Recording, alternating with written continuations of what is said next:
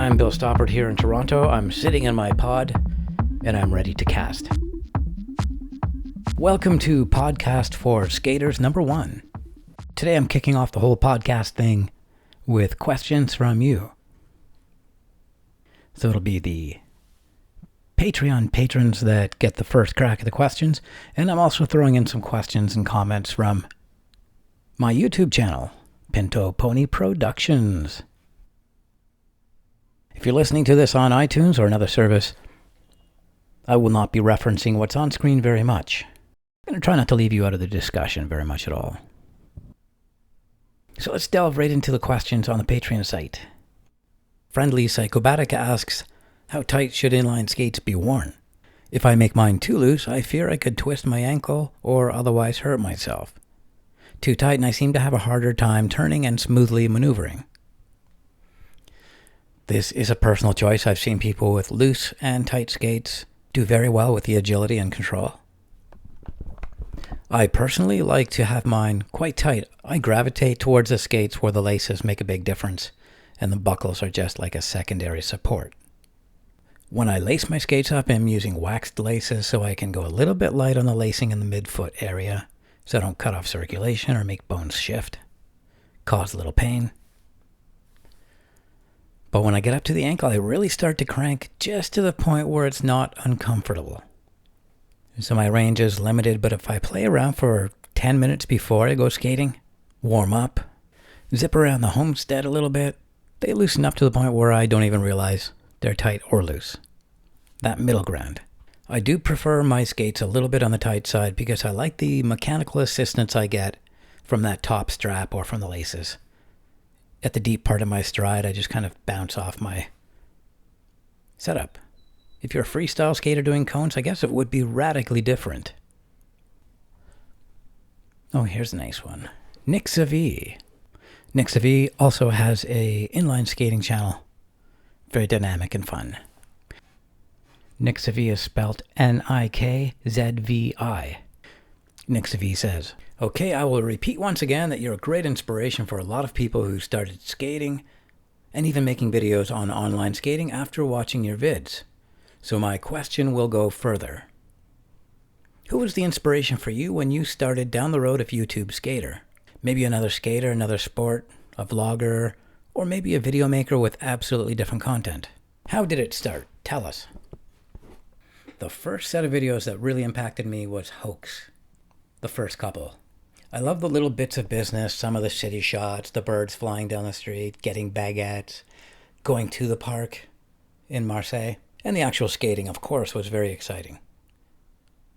It was a very musical experience for me too. I actually got very sweaty palms when I was watching Hoax, even though the stuff they were trying was stuff that I would probably never think of doing. But a more direct influence on my YouTube channel, I would say it was this guy who put a picture up, not a video, but on YouTube he put a picture up and then he spoke to it about how he felt about inline skating. And the passion and authenticity and the familiar language he used really stoked my imagination as far as what I could do to communicate with people on YouTube as well.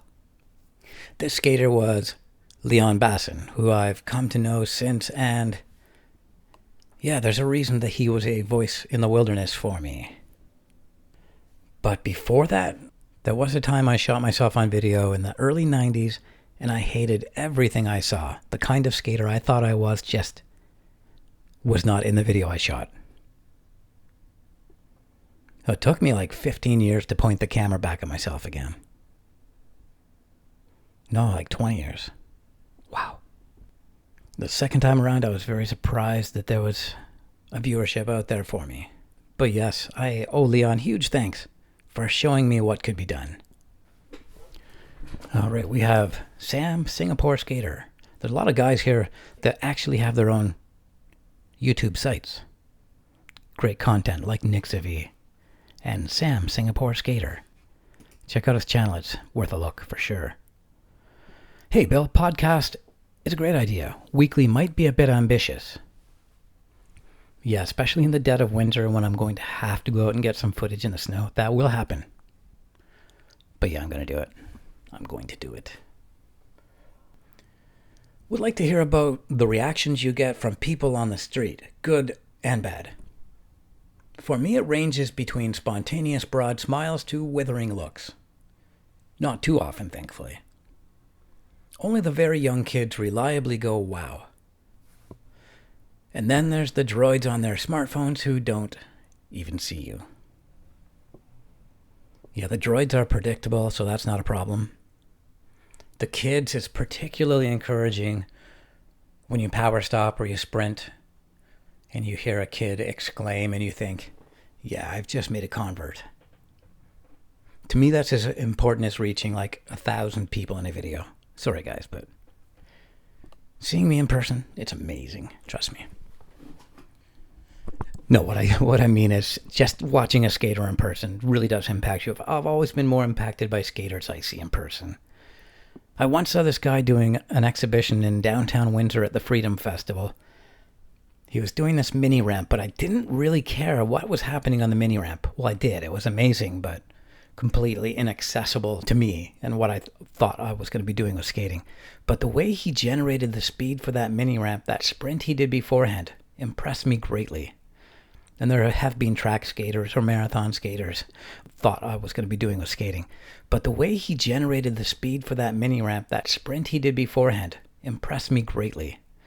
And there have been track skaters or marathon skaters, oval skaters I've met in the past who, when I saw them in person, redefined everything I thought about a particular component of skating. When I skate in Toronto, there will be a few exclamations when I'm out there. People are generally positive, and I do hear the odd exclamation when I skate. But yeah, the kids, that's pretty cool. Every time I hear a kid exclaim, I imagine that I've just created a little monster skater of the future. I've just cost their parents a couple $100. I guess if they were playing hockey, it would be a couple thousand. Pat, in brackets, Milta. Any tips for winter skating? Anything you do differently in the winter? Like clothing, before and after routine skating style, etc. So I really moderate my expectations in the winter as far as how high I jump or how fast I expect to sprint. I try to go out very warm, having warmed up both artificially and by doing squats and deadlifts. In the wintertime, it's especially important for me to be prepared when I get out there. Skating with cold muscles can damage me or just causes me to skate very poorly. What else do? I wear double socks. I wear light gloves, which I usually peel off if it's not below zero. I pack copious amounts of paper towel in my backpack in case my head decides to evacuate out of my nose. That's gross. It's very annoying. Doesn't look good in video either. I wear a lot of layers, but by the time I'm in mid-flow, I'm almost dressed the way I would be dressed in the autumn. Like a t-shirt and a long sleeve on, maybe. Okay, Sonic Sports. Sonic Sports asks a few questions, White House style. How did you get involved in inline skating? How did you master video and audio editing? And if a company requests a product review and the product doesn't pass muster, how do you balance honest product feedback with your viewers and maintain good relations with the company? Oh, there's some good ones here. These are deep. I'll have to be quick on these, though. As far as becoming involved in skating, I moved around a lot as a kid, so getting into a regular hockey league was difficult, but putting a pair of skates on and skating on a creek or a pond or a frozen field was always there. I lived at a farm once where we skated down the creeks, hit different ponds, skipped across fields, ran across the dirt, and hit other creeks and ponds to network with other skaters. When rollerblades came around and I gave them a really good try for the first time in the early 90s when everybody in my town of Windsor, Ontario, were using them, it really took very quickly. In the 90s, everybody had a pair of rollerblades and there was large groups of people skating on these trails. It was just a way to socialize and be around people outside. It was like this weird revolution of adults or older kids who were allowed to go outside and play even though they weren't aspiring to be professional athletes. It was something quite profound, something quite inspirational to me, a movement I thought would only get bigger. But the big kids have retreated, the adults have gone inside, and it's just us. They're coming back out, but somebody has to tell them it's cool. Maybe Drake will. How did you master video editing? Video editing, I did that for a couple of years with a very easy program called ULead. So as I got deeper into the YouTube thing, I wanted a more powerful program, and I went to a video editing course. I took some production courses, directing courses. I would say the most important course I took was the video editing course with Final Cut Pro, where we had to make assignments. We were taught all the shortcuts, and yeah, the keyboard is like a piano to me, and I am Mozart. What? Who said that? Mozart. Not at all self-grandizing. Well, I don't know any obscure piano players that are pretty good but not super successful. Okay, maybe I'm like Phoebe Crozier. She's very good. Not amazing, though. There's another question here. What was it? Oh, if the company requests a product view and the product doesn't pass muster. That's happened before, but I usually know the product pretty well before I get it in my hands. So there have been products, one skate for instance had a loose eyelet by the time I'd used it a few times. And I had to point that out. The skate wasn't garbage. I liked the skate for a bunch of reasons, but that was a bit of a killer for me. And I haven't rolled in that skate much. I haven't featured it in many videos, even though I still like to roll in it occasionally. I wouldn't want to sell that skate to anybody else. I did have a problem with my Jaguar bearings recently, and I feel this huge responsibility hanging over me to tell people that they might bend or lose integrity, rattle, turn into tap shoes if they use them downstairs or big drop-offs. See, I probably won't do a full video about how those bearings suck because they're waterproof bearings, and I think if I was using them for like racing, which is what they're designed for, everything would be great. It's a bit like wearing hockey skates and then complaining when you smash them up a little too much when grinding. Who grinds on hockey skates? I don't know. All right, we've got Jeremy. Jeremy from Patreon asks, "Hey, Bill, thanks for the advice on backy. My parallel stops are finally looking almost like parallel stops. You're an inspiration." I know. Thanks, Jeremy. Today's question. Yeah, backy is the key. Backy makes it magnetic. Well spotted, young Jeremy. That's so important. Today's question from Jeremy, though. How often are you rotating your wheels? What are your wheel rotation patterns, and when do you throw them in the bin? I've started doing a high-low, and I feel like I'm starting to get a little more out of my wheels than before. Shout out to Melbourne, Australia skaters. Yeah, shout out to you Melbourne, Australia skaters for sure. I've had some great conversations with Australian skaters right from the start of this whole thing. But yes, I like the high-low too. It really helps with pivoting into the stop. I feel that forward lean on the starts gives me a very quick acceleration. At my best, I'm rotating my wheels every single time. Usually it's the second or third time, but when I rotate them every single session, they seem to last forever.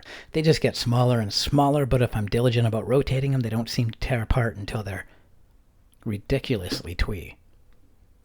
And no, I don't throw out any wheels that can be rolled on. I don't know, if I want to be ready for the apocalypse, I've got to have a great selection of wheels. And small wheels are better than no wheels. Yeah, thanks, Australia. We've got Johan Caron.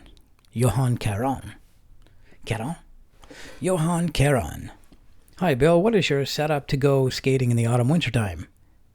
Streets are getting slippery with water and leaves. Any advice on skating during this season by night? Did you ever try waterproof bearings? Are they worth something? So waterproof bearings, I've had good success with twin cam waterproof bearings. My go-to skating up in the autumn-winter time, I try to go with a higher skate, so I'll be on the Chronos Rain a fair amount. The Adapt Hyper Skate GTO has 84s, so that gets me a little higher over the snow and ice. I also take more opportunities to wear pads, knee pads, helmet, and maybe try some crazier things in this time before the super -0 type temperatures. When it's like -10, I get pretty clumsy. But between like 0 and -5, it's on. Yeah, slippery with water and leaves. I am very wary of leaves. When I'm going over leaves, I try not to carve at all. Just take a straight line. Dry leaves, wet leaves, they're all pretty crazy if you're not ready for them. As far as lighting it up at night, I've got a ring light. I like to hold one in my palm that I can direct at people. It's got like 9 LEDs in it. The whole white clothing thing, I guess, works, but you can't warn somebody from 100 feet away unless their lights are shining directly on you when you are wearing the whites. So LEDs do far better than wearing whites. Yeah, I would say if you can wear LED wheels, LEDs on your helmet, LEDs on your backpack, wherever you can clip them on, do it. It's definitely worth it. Especially if you're skating on roads. I would even say pop off, and on the roads, if you're feeling a little paranoid, try to skate behind cars and not in front of them. And watch out for intersections. That seems to be the place where most of the danger lies. So I do try to slow it down a little bit when I'm going through an intersection at night, even though I've got lights in my hands. They're not headlights. Johan Caron adds, cheers from Berlin. I would love to see Berlin. I've been to Munich, enjoyed the English gardens. I saw people surfing in the river there, and they were amazing. I saw a guy in flippers swimming down the river. I swear he was going like 30 kilometers per hour. It was like he was like the rollerblader of the river system. I really wanted to try it, but my wife was like, I want to kill you before you do it, so I don't have to deal with the embarrassment of you drowning yourself. Yeah, that guy knew what he was doing. Okay, Lu Yao, Shanghai Santa Barbara skater. Oh, that's awesome. I like the sound of those two cities. Hi, Bill. How do you usually deal with surfaces with gravel on it? I had this nightmare back when I was in high school and my skateboard just came to a sudden stop and I flew. After that, I started inline skating, but the situation never happened again. I was shocked to see you off-road skating on hockey skates, and that was just amazing. Did you keep that perfect balance with the ultra good predator position? Did you just switch feet when one was stuck? I've had so many guesses, and here I finally get to ask you. Please enlighten me. Greetings from Shanghai, China. So yes, I was in the predator position quite a bit on that roll. The terrain is unfamiliar, but it was actually quite forgiving. There wasn't a lot stopping me up there, so I pretty much forgot about stability or balance when I was skating there. What the real challenge was at the dirt park was generating the power to go over the rollers. It was very much like doing leg press or squats over and over and over again. It came down to fitness. Pump tracks to me come down to fitness more than skating. So yeah, I've actually worked out with that track in mind. I would like to go there again and see what I have now that I'm a little bit stronger. As far as getting caught up on rocks, I find my wheels really divide through the rocks. So long as I don't get too fancy, I pretty much just divide the rocks and they spit out either side of my wheel, sometimes pinging cars. That's a big part of the reason why I don't skate in certain alleys in Toronto, because there is loose gravel, which doesn't endanger me, but it endangers other people. But yeah, sandy surfaces, gravel surfaces, leafy surfaces.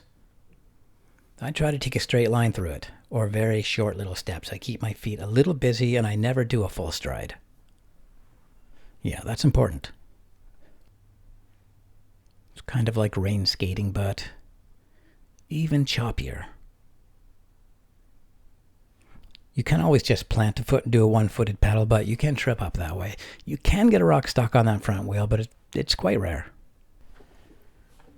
Now we have an announcement from a sponsor here, a Black Knight sponsor of Pinto Pony Productions, and that is Sonic Sports, who provides these really cool inline pucks, bearing washers, bearings, and a revolutionary new mini tool that basically fits into any compartment in your backpack. Doesn't have this big long metal thing that threatens to kill you. And they look pretty cool too. I used their inline pucks this summer until my hands started bleeding. Here's an actual message from Sonic Sports.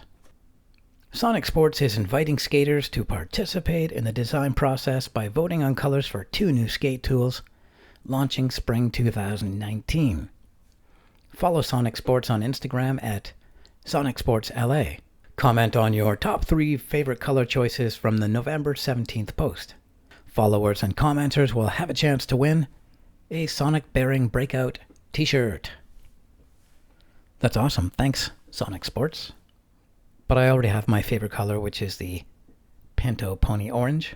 Some might call it tangerine, but some would be wrong. It's Pinto Pony Orange. Now I'm on to the YouTube questions and comments. Here I'm choosing the quickest ones to answer. And we've got Badger Page. Question: what way of stopping would you use to get the most life out of your wheels? I would say the alternating drag stop is an accessible one for both, where you drag stop on one side, then switch to the other. For a hard stop, the power stop is a really good way to evenly wear the wheels. It's 8 points of contact at the same time as well, especially when you're doing it correctly. And we've got Timothy Tajon Taksu. Awesome, looking forward to it. BTW, what selfie stick are you using for your skates? That is an old tripod leg from a mini Manfrotto. Tripod that lasted like a week. It's not a selfie stick, it's a monopod when you're very serious like me. So that's really it. That's podcast number 1. Thank you so much for your questions and comments. It made the whole thing extremely easy. I felt like I was just sitting here having a conversation over a coffee with you guys. Thanks. So the next podcast, it will be a similar thing. I'll be looking at the boards for topics and questions. Otherwise, left to my own devices, it's going to be all about my dog, or maybe something even more mundane like my... Not that he's mundane, but yeah, that's terrible to say. But rather something mundane like my headphones, or, you know how I am. Thanks for watching. Thanks for listening. And I will catch you next week on the podcast for skaters. Or dogs. Totally dogs.